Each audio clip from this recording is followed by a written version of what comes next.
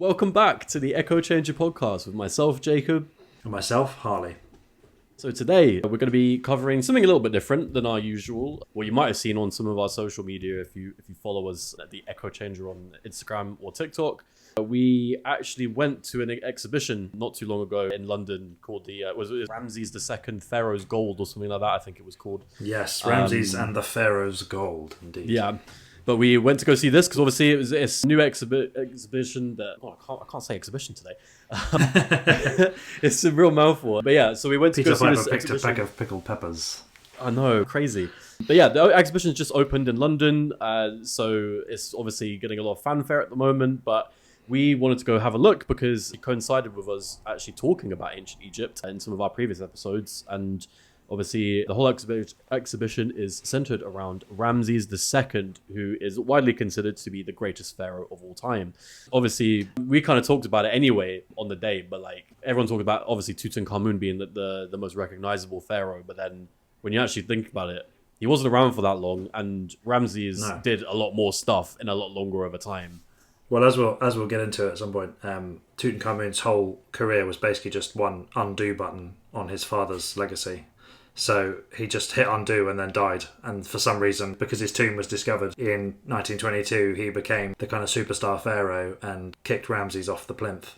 But really, accidentally that's really famous. quite unfair. Yeah, because Ramses did so much. It's an enormous that's amount. the thing, yeah. I mean, imagine you're grinding for like 90 years pretty much, doing your thing, like making Egypt great, doing all that, all the different infrastructure Making Egypt projects. great again, yeah. I know, Yeah. like building temples, winning wars, doing all kinds of stuff, having like 100 kids. Rise and grind, absolute rise and I know, grind. he was grinding for a long time. Ramses and grind. And then and then being undone by like a 18-year-old dude. Some 19-year-old, some 19-year-old press comes Control along. Z and then that was it pretty much. Yeah, exactly, Some Gen Z pharaoh comes along, dies, and everyone loves him instead. Come on. He did a chat GPT like analysis of how to be the pharaoh and then just died pretty much. Yeah, he did. But yeah, absolute nonsense. I know, crazy stuff. But yeah, so we went to this exhibition not so long ago, and I think we were both quite impressed with the scale of it. With a lot of exhibitions, it can vary a lot. Like you can go to places like the British Museum. They have a lot of really nice exhibitions that they have from time to time there, where they'll have a collection of artifacts from a specific period of time or a specific, historical ruler, and you'll be able to go and see some of those things. But sometimes they can be quite limited in scope. Whereas this was like a full, 2-story, or even 3-story in some places, I think. Just building full of ancient Egyptian artifacts and sarcophagi. Yeah, it was 180 artifacts from the Cairo Museum. So stuff we would never get to see here. Because obviously, the British Museum has its famous collection, which I shamefully only went to for the first time about a month ago. But everyone's used to that. Everyone's sort of seen it. Everyone knows about the stuff that's there, and it's a permanent collection and all the rest of it. But this is extraordinary because for a limited time only, you get to see stuff transported all the way over from Cairo that you would never get to see. And a real range of kind of mapping out the entire social history. Even you get sort of mummified pets was one particularly kind of interesting household domestic detail, all the way up to breakdowns of the Battle of Kadesh and all that kind of stuff. So a real range to see.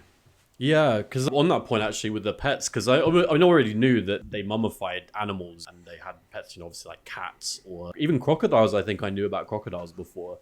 But there were some different animals there that I had no idea they actually mummified them, because they had the mongoose they had in there. You can mummify anything. I mean, evidently so, is you can actually mummify whatever you want. The Egyptians have proven definitively you can mummify anything. They really broke the trail on that one, I think. They did, yeah. But the one that really surprised me was probably the scarabs. Like, I obviously scarab beetles have such a massive prominence in Egyptian imagery and the ancient culture as well, but like, seeing like a box with mummified scarab beetles, that seemed kind of mad, but wild. But yeah, I mean, again, just goes to prove they can mummify anything. Yeah, it's true. I was amazed. I thought it was fantastic. But also, I think like one of the real strengths of the exhibition was how they mapped out Ramses' life, and from kind of start to finish. Obviously, like the exhibition's about him, so naturally they're going to try and dig into that stuff. But I think they really did well to kind of set the scene on where Egypt was when he came to power and the various different kind of reforms and things that he did that helped them rise to prominence and really kind of dominate their immediate region, but also just like showcasing him as a person as well and what he did. Because I mean, he was the most consequential pharaoh in all of ancient Egypt, partly down to the fact that he was in his 90s, I think, when he passed away. So he was incredibly long lived, and he did a lot of different things.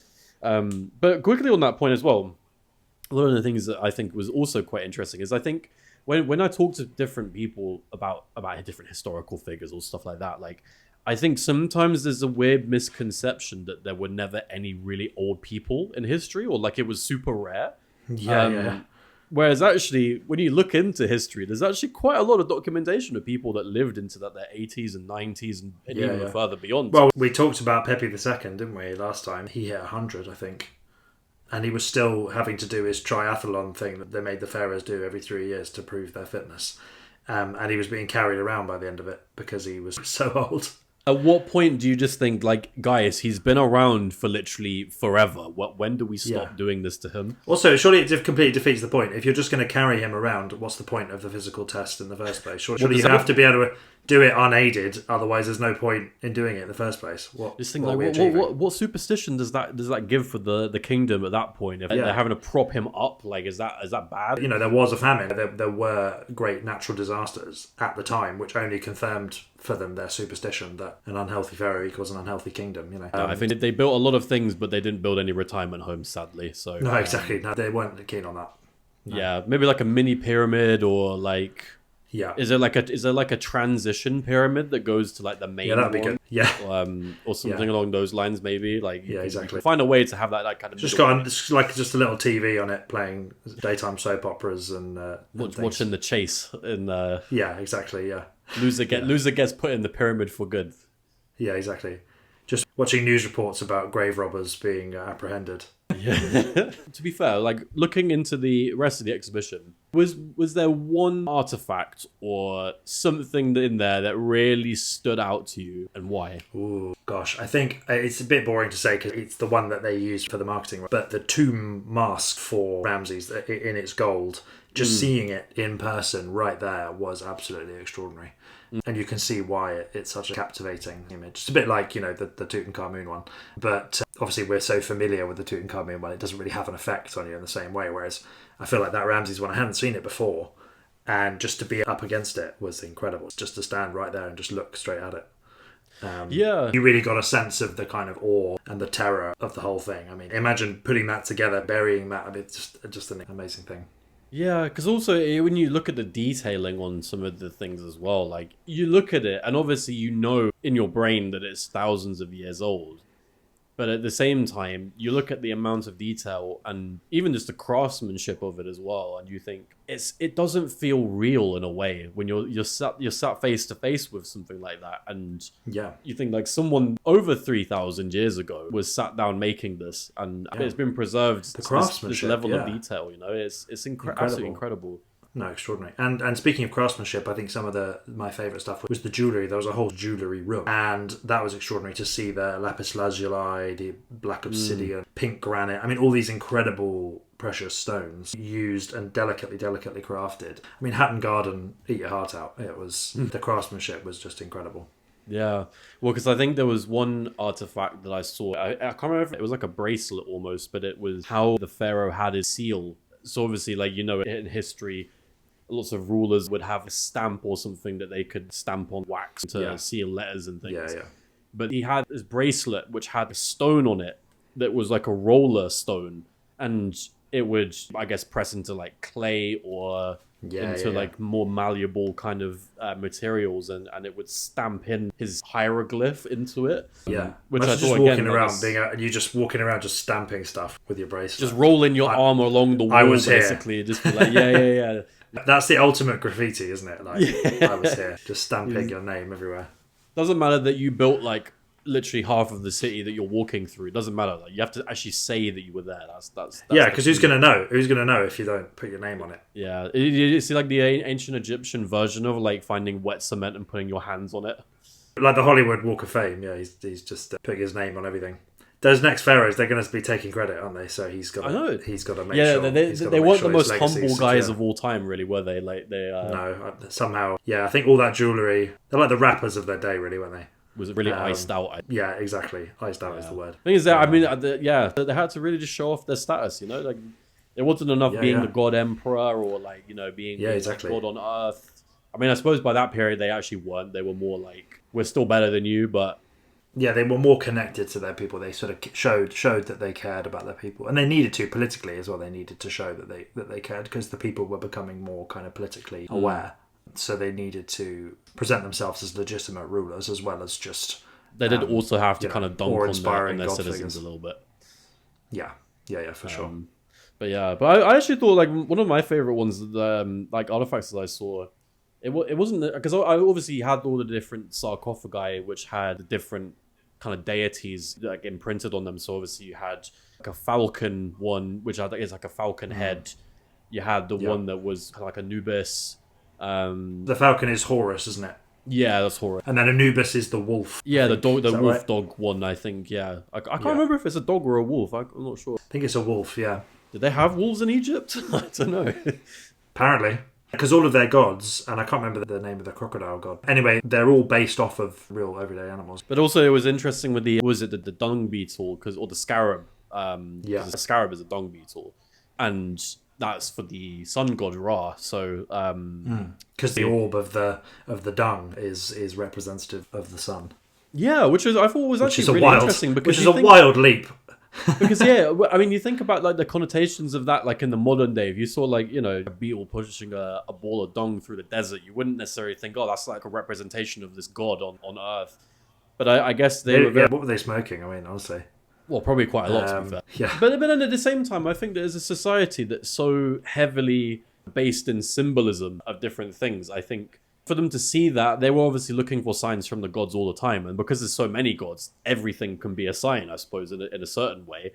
So when you look at it, like it actually kind of does make sense. It's actually also interesting, and I think this is maybe a separate episode we'll do on religion in the ancient world, because I do think there's a lot of similarities between a lot of the pre-Christianity, pre-Islam religions in the ancient world, where there's like a full pantheon of gods. There's, you have like 7, 8, 9, 10 gods in your belief system. But a lot of them actually kind of seem quite similar between Egypt, ancient Greece, and then Rome. Obviously, Rome copied the Greeks, but then in terms of Greece, you have, obviously in Egypt, you have the sun god of like Ra, and the scarab pushing the ball of dung through the desert symbolizes the sun being dragged through the day and being taken across the horizon. But then if you look into Greek mythology, you have Helios, who's the sun god. Of course. And obviously you have the chariot dragging the sun along, being chased by, I can't remember the other, the night god. Phaedrus, is it Phaedrus who drags the sun across the sky? It might be, yeah. I'll have to do a quick fact check on that one, I think. In post. We'll fix it in post. But again, it all comes back to comparative religion, doesn't it? It's the old James G. Fraser thing, the Victorian comparative mythologist, I suppose you call him. And it's mapping across the world. All of these different cultures share essential gods and tales and legends. Again, you can see it going right back to Egypt. Well, you also think there's a lot of migration from the Levant and like Phoenicia, that kind of region of the world at that time in history at least. And Phoenician society, there's lots of migration from that region over lots of time into Greece and the Balkan region. So I think a lot of belief systems kind of originate near the same place in a lot of cases. But obviously where you start seeing a divergence is when the cultures really kind of split off for a long, long time. They can have a chance to develop their own kind of traditions and their own ways of doing things. But it's also interesting looking at the artwork of ancient Egypt as well. When you see stuff from like the early days, even going into the later periods, the way that people are depicted, for instance, is different. Like, obviously Egypt with the hieroglyphs and the artwork that they had, everyone's always depicted as like 2D. So everyone's very flat and all the limbs are very uniform. Whereas when you start going into kind of, the sculptures that they were doing in the later period of ancient Egypt, they're building full statues of people and they're going more into kind of the 3D space, I suppose. And there's a period, isn't there, right at the end, I think, when they've met and kind of integrated with Roman society, where their representational art starts to take on more the kind of Greco-Roman style than this traditional two-dimensional thing. Well, also, early ancient Greek sculptures mirrored Egyptian artwork for a long, long time, until they started like using more bronze. Early Greek sculptures were actually quite similar in terms of like the way that a lot of the people are depicted in a very flat way, rather than being more expressive. And then when you sort of get further along, you can also see that in the difference in columns as well. This is a huge tangent, but like it's something when I did I used to do a bit of study on classical history, and one of the things with columns is it kind of symbolizes the importance of the building a little bit more, especially in ancient Greece. Obviously, Egypt, you have a column which is just a flat column, nothing fancy on it. It's just holding up, the structure. It's very, very much a structural choice. And the Greeks kind of take that initially, and you have three main categories of columns, right? So your most basic one, the really bog standard one, is a Doric column, which doesn't really have anything at the top, or the bottom's the same. Normal, it could be a ridged column, whatever, but at the top, it's pretty much just a flat top. It doesn't really do anything crazy. Then you move on to Ionic, which has a very classical like spiral pattern at the top that we see in like lots of Greek mythology and culture and various movies and things like that. And then you move to the top tier, which is like the Corinthian column, which was reserved for only the like fanciest of temples in ancient Greece. But then when you look at Rome used Corinthian columns all the time. That was their main one that they go to pretty much. And then you even see that in things like the British Empire and British architecture, or even in France, like European. Yeah, we take it on. The Americans take on the Roman style a lot of the time. Obviously, the Roman style in particular gets used by various fascist regimes as well, popularized in Italy and in Germany in that way. Yeah. It has a real influence all down the ages. Yeah, but I think to think like a lot of that started with Egypt because they were building temples before a lot of people were. So it's interesting the knock-on effect and how each successor culture or civilization kind of builds upon that. But obviously, ancient Egypt was a trailblazer for a lot of these things. They started it off and then people adapted it over time. That's why I think since we've been looking into ancient Egypt, it's been so fascinating to do that and to see how much things change over time. But also, when we went to the exhibition, like we're seeing New Kingdom stuff. So this is all at the absolute peak of ancient Egypt. This is this kind of stuff that they were making. One of the other things that I think really stood out to me was, I think it was like this, it was like a gold leaf almost that was on a chariot, and it was like the decoration on the chariots. And again, this is really thin material, and the amount of detail on the inscriptions and the pictures and stuff on that is absolutely stunning. And I really can't understand it. It's really hard for my brain to get around just how it's been preserved for such a long time, because it's such a delicate. A chariot's going to get damaged, isn't it, by its very nature? So for gold leaf on a chariot to have survived is extraordinary. Yeah. I mean, it's absolutely incredible, the amount of detail. And then, like you were saying, with some of the jewelry, the gemstones they had that have been preserved for such a long time. I mean, gemstones are probably a bit easier to preserve than metalwork and stuff like that. But even still, like, some of the detailing on the jewelry is incredible. And when we saw, I think it was a dagger as well, that had various different jewels encrusted on the hilt of the dagger. There was lapis lazuli, there was a ruby. Probably some obsidian in there as well. Yeah, and it's just absolutely incredible amounts of detail. But yeah, I thought it was an incredible exhibition. And if you're based in London or if you visit in London, I'd absolutely go and see it. It's really, really worthwhile. I think even if you have no real kind of basis of knowledge on ancient Egypt, I think it's a really good place to start. It's very introductory, isn't it? We didn't use it, but there is an audio guide narrated by Dan Snow. If you want to be fully oriented going in, then you can have that as an option.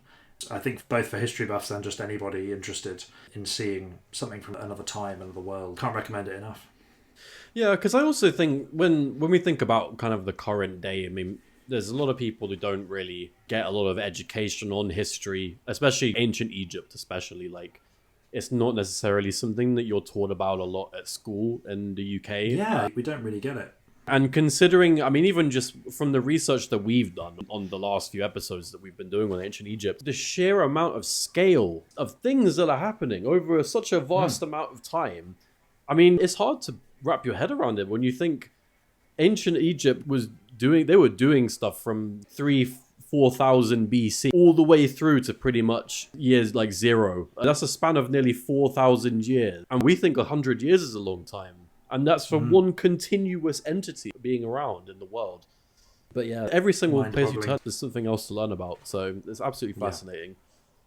Bean is on camera. He was scratching at the door. He wanted the history knowledge. And so he was on left one out. of the other episodes, so he wanted to be on again, clearly. Yeah, exactly. He just loves ancient Egypt, really. He relates to Anubis. I think he likes being revered. He certainly does. Yeah. He would have made a good pharaoh, I think. I think, yeah. We would have been fanning him with palm leaves and feeding him grapes and all sorts. Or maybe not grapes, because that would be poisonous for him. But being a servant would probably be a bad roasted deal, crocodile. You'd probably be mummified at the end. Yeah, you would. And when he died, we'd all be locked in with him as well. We'd all be getting mummified together. So yeah, we would. I could see him enjoying a bit of roasted crocodile. I could see that actually. Yeah.